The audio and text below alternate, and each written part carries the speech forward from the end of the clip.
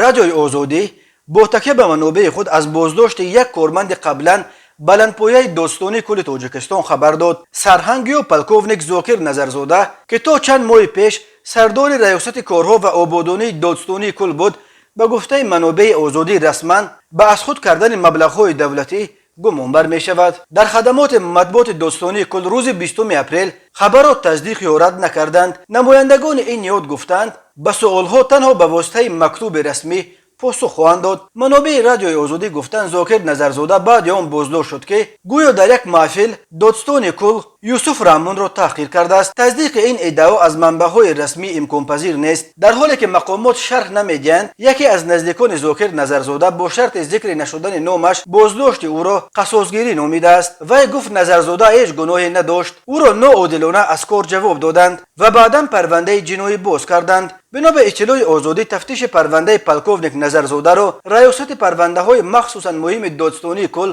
پیش میبرد، ولی می افزاید این نشریه معلوم نیست در پیوند به تحقیر نماینده دولت نیز نسبت به او پرونده کشودند یا نه. تفصیلات دیگر این قضیه فعلا دسترس نیست.